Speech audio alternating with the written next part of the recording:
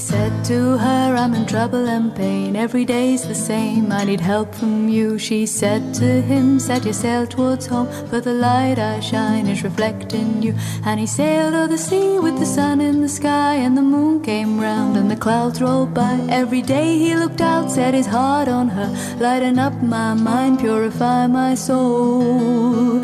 I call to you, amazing grace, lay these burdens down before you. See all of me, all of me, all of me, all of me. Oh. He said out loud, I want you to be my lighthouse, guiding me home and free. In the darkest night I can look towards you, find comfort in the light. The reply he heard is the light I shine is reflecting the light of you all the time. The light of me is the glory of you. If I'm a lighthouse, you're a lighthouse too. I call to you, amazing grace, lay these burdens down before you. See all of me, all of me, all of me, all of me. Ocean.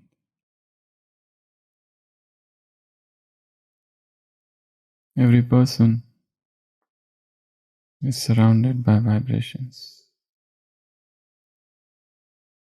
The body is made up of organs, and organs are made up of molecules, and molecules are made up of atoms, electrons and protons. And the interconnecting thing present in the atom is light. In fact, it is the light in different states which take form. Light can be gas, the light can be liquid light, solid light. So that what you see as solid particles. For example, this duster. This is also solid light. It's a moving mass of energy.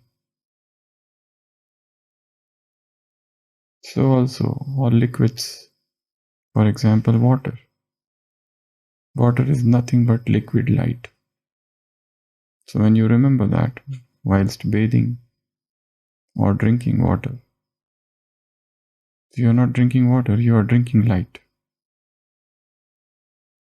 You are pouring light over the system. And light, as you know, gas form as light. So we are beings of light and beings of energy.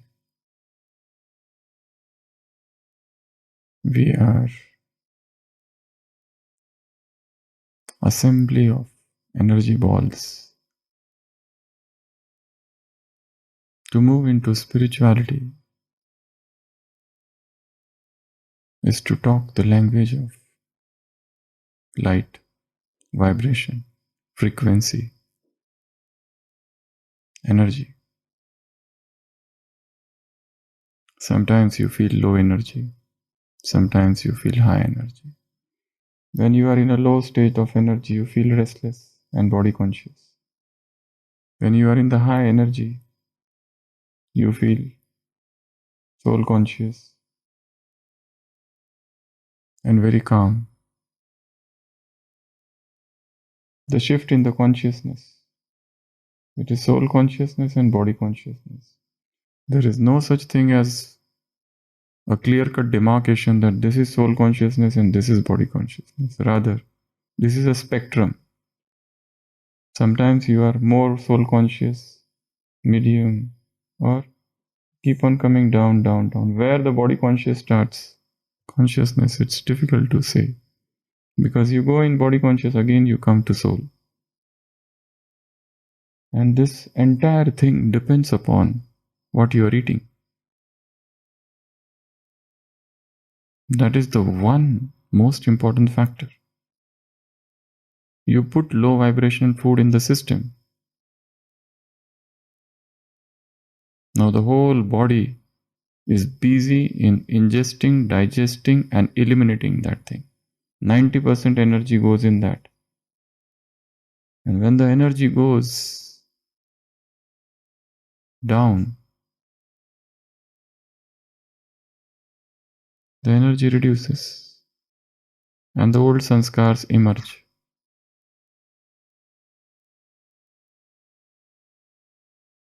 You have seen the pictures of saints, avatars, incarnations, tirthankars, buddhas. Their head has got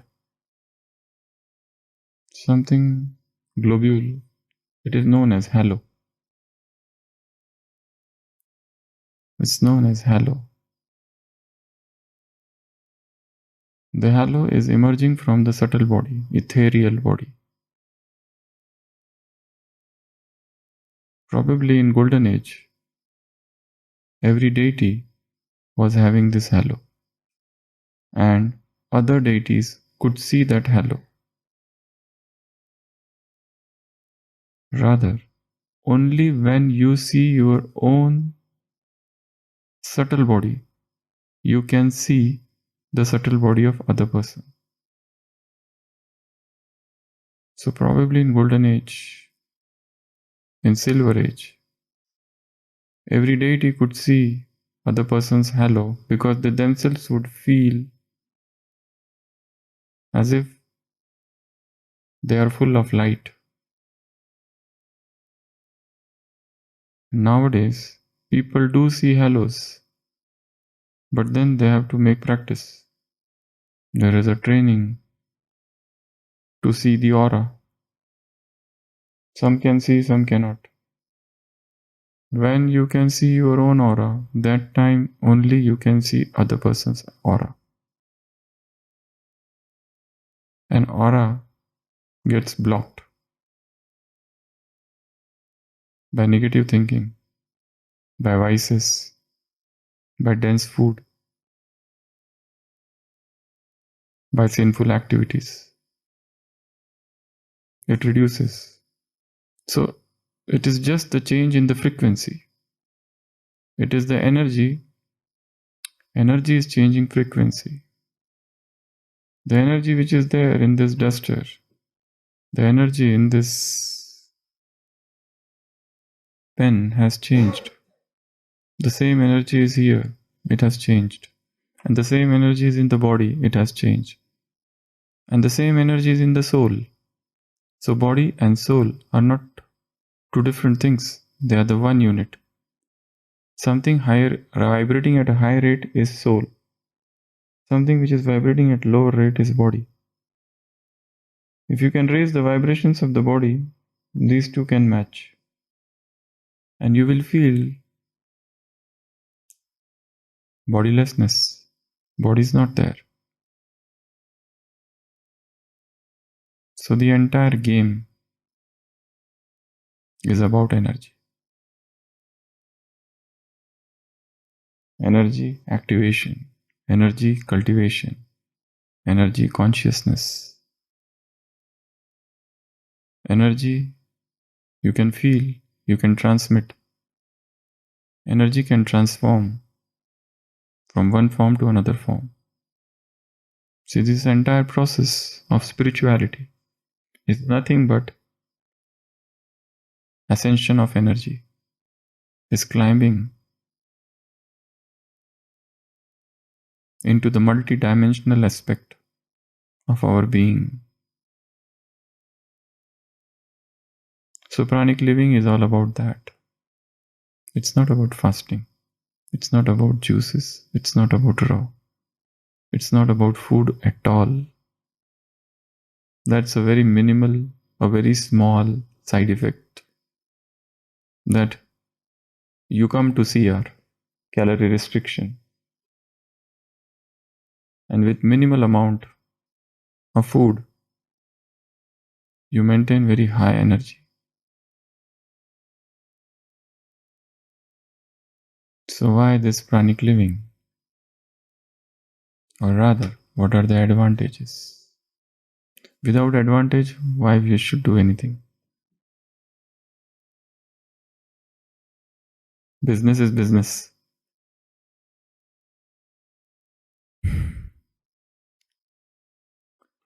So we will see about 10 different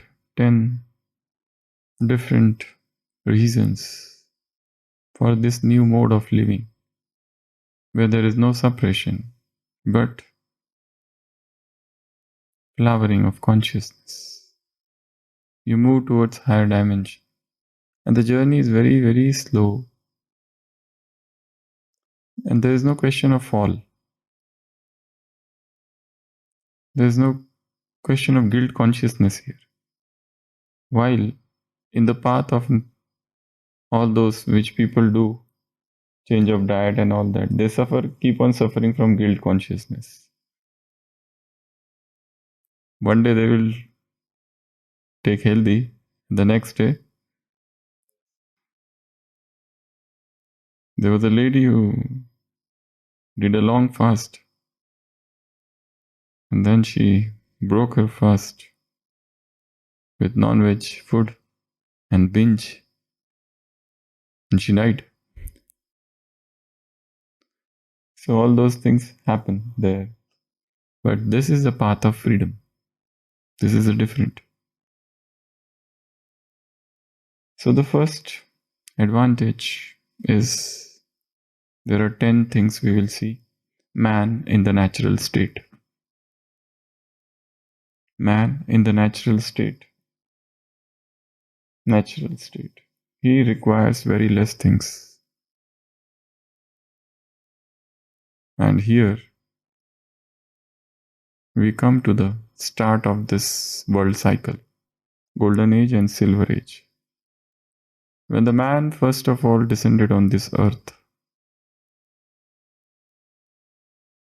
he did not need anything. Nothing. He ate for pleasure, for joy. There was no need of digital devices. They could communicate with mind. He was a superman, highly advanced man. Wireless communication. He could fly, maybe, with his aeroplanes. He did not need anything. He was so perfect. The body was perfect. The soul was perfect and body was perfect. That was the deity. Perfect body. And then he started putting things into it. And anything which was put into this perfect system did nothing but making it less perfect. And we called it civilization. That we are advancing. Breatharianism is physical perfection. Man doesn't need anything except the breath of life. That's it. And then he started introducing things into it. Rainwater, water, fruits, and the deterioration started. Gradual. So there is a difference in Golden Age and Silver Age. In the age. Why? What is the age of Golden Age and what is the average age expectancy in Silver Age? There is a difference. Why this difference happened? Have they done any vikarmas? No. Then what is the transition thing? They were living for 150 or 200 years and now they are living for 125 to 150 years. Why? Have they started performing sinful activities? In Golden Age and Silver Age, by the end of the Golden Age, is there a mention of sinful activities? Or sin, pap, wrong deeds, unrighteous deeds? So what happened? Rebirth, so what? Why the rebirth will reduce the number of years you live? He started consuming food and drinking liquids. He became the consumer of food and drinker of liquids. And that led to the deterioration. So deterioration started not in the copperage. Deterioration has started from day one. The battery is 100%. The moment you remove from the charger, from that very moment the deterioration starts. Though they are not performing any vikarmas, but the deterioration has already started. It's a law of entropy. Third law of entropy. The thing is kept and it starts becoming old. From the time it is purchased, it is manufactured and the very moment it has started becoming old. Though it may appear new for some time. So, man in the natural state is in the state of inidia. Man in the natural state is in the state of inidia. They were inidiates. Inidia means non-eating. Pranic livers. Perfect vegetarian lifestyle. They ate. Yeah, they do eat.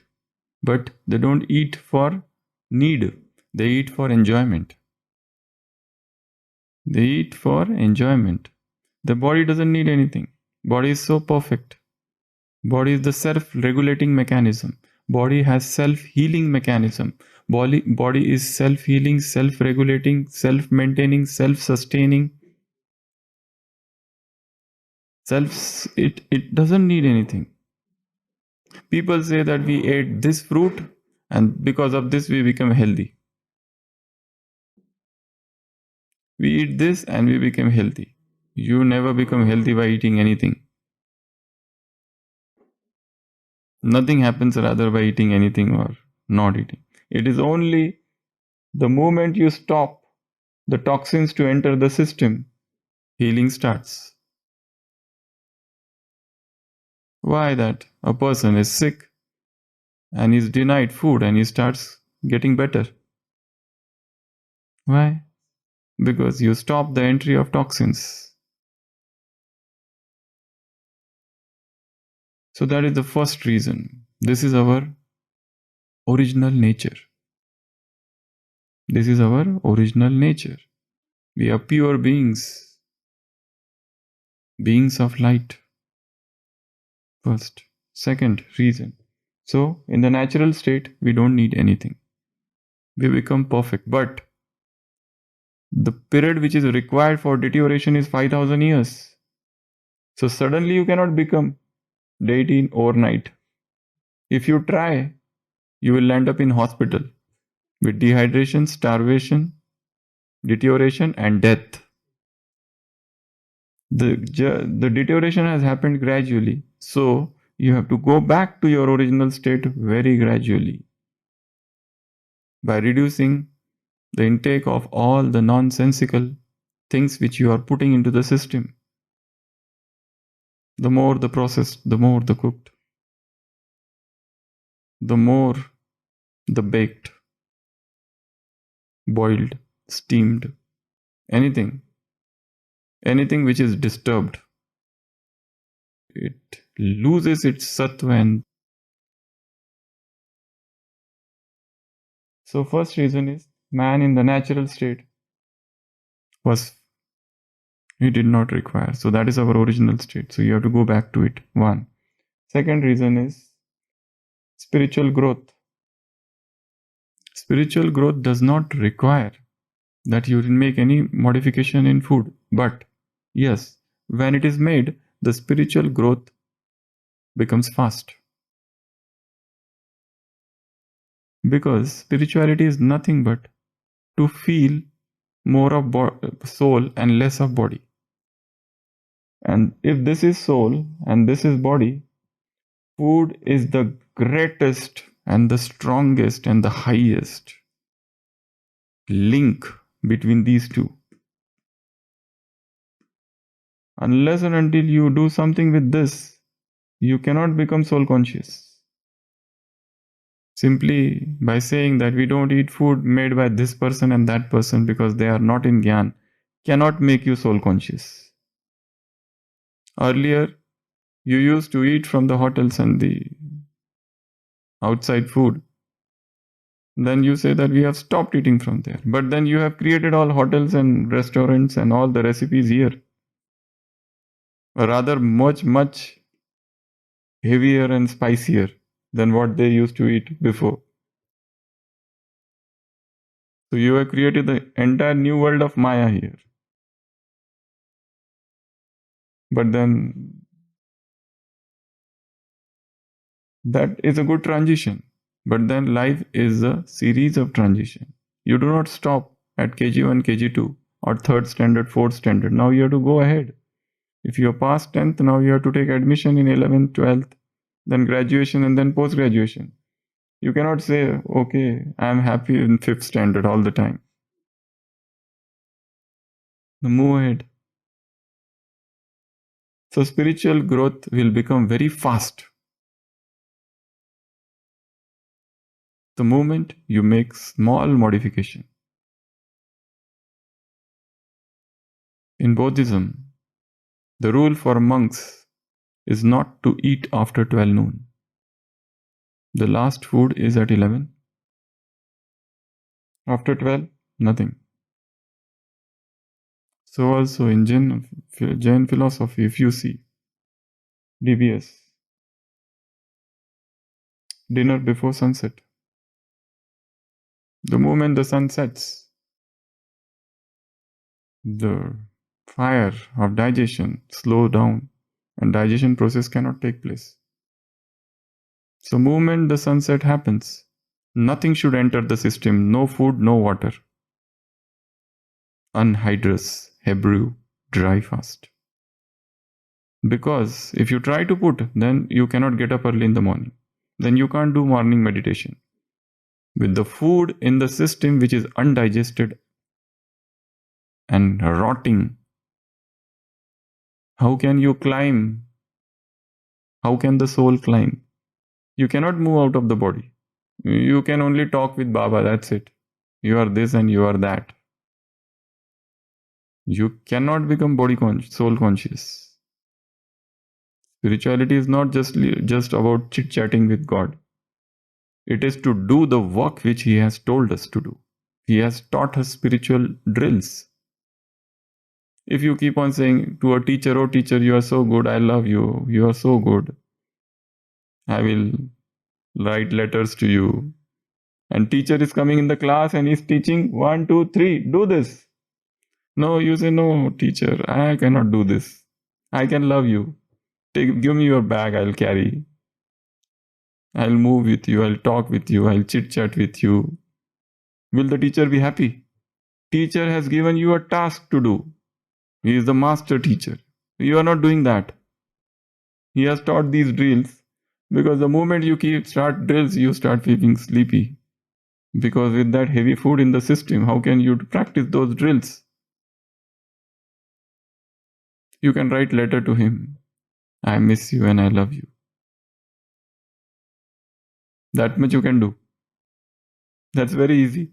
That's a bhakti. But he has taught. He is a teacher. Don't forget that. A father, you can have all loving relations and you can take blessings from the Guru. That's fine.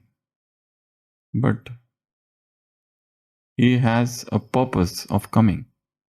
He taught a study. And study, you have to be very serious for studying. You have to sit and study. You cannot bring relationships in studies. Even if some teacher's son is there, he has to study, otherwise he will fail. So here also he is a teacher, a very strict teacher. And the teacher teaches things, you do it. If you don't do, you will fail. No matter you write love letters to me, I am not going to pass you. So second reason for pranic living is spiritual growth. Third, freedom. You're free.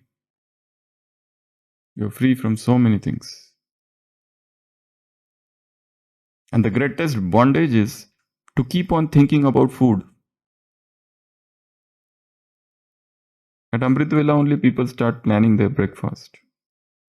And after breakfast, they are busy in planning their lunch. And after lunch, they are busy in planning evening snacks and picnic. And at picnic, they are busy in planning their dinner. So they are preoccupied with food all the time. Only this preoccupation is disturbed by in between meditations, which they have to do unnecessarily. So freedom, you're free. You understand the freedom, you understand or you experience the freedom. That's a major reason for this pranic living. And who doesn't love freedom? You're not bound to anything now. And you don't need anything. Next, economy. So much things are saved. You know why we are doing everything? Why we earn money? For eating. Otherwise we'll die. So this earning thing, running after money, economy, financial, purchasing, buying, so many things. Everything is about economy. So you will save money. And then you purchase so many things and you prepare so many things and gas and consumption of so many ingredients. And then you put everything into the system and then you fall sick. All the arteries blocked and your stomach upset. And then you start visiting doctors. And then again you purchase a huge lot of medicine and you create a pharmacy in your house and you consume and with their side effects and very low level of energy. What is our relationship with drugs? That's a good topic to churn with medications. It is not just food. Two things we consume, food and medicines. We have some relationships with them. Are medicines very high vibrational food or low vibrational? Now you have to decide. What is it?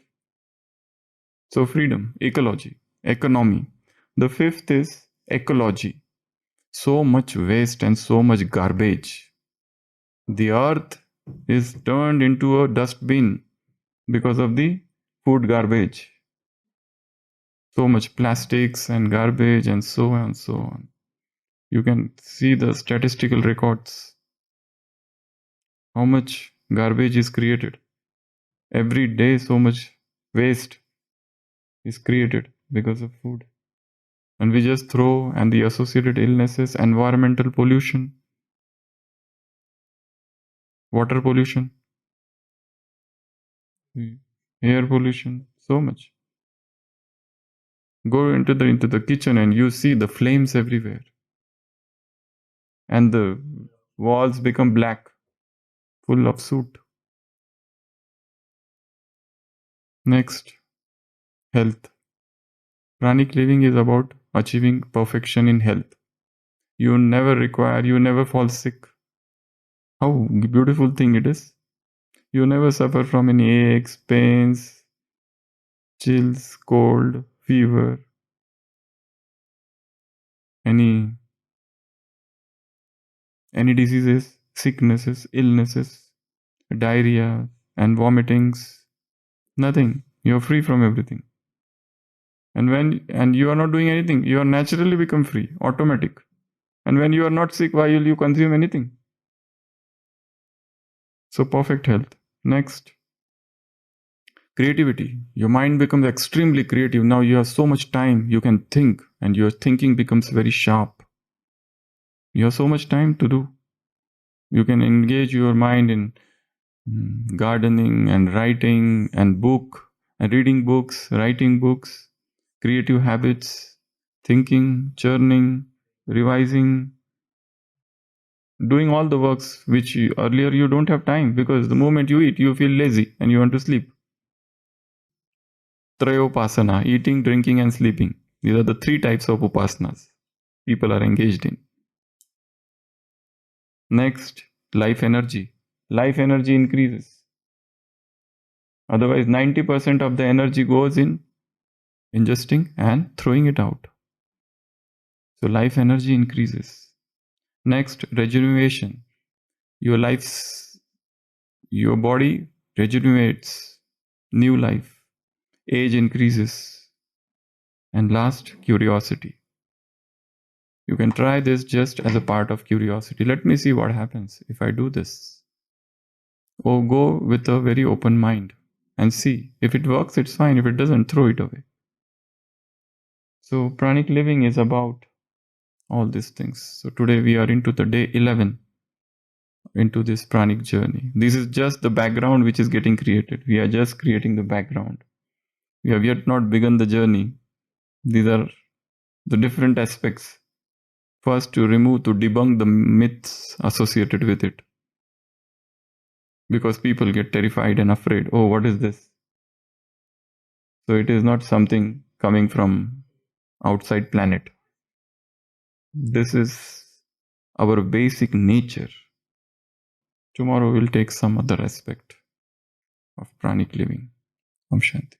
Tvameva mata cha pita tvameva tvameva bandhushcha sakha tvameva tvameva vidya dravinam tvameva tvameva sarvam mama deva deva. Hills and valleys and mountains make me feel one with nature. Deep in the woods I feel I'm alive. Deep in the woods I feel I'm alive. Hills and valleys and mountains make me feel one with nature. Deep in the woods I feel I'm alive. Deep in the woods I feel I'm alive. Hills and valleys and mountains make me feel one with nature. Deep in the woods I feel I'm alive. Deep in the woods I feel I'm alive. Deep in the woods I feel I'm alive. Deep in the woods I feel I'm alive. Deep in the woods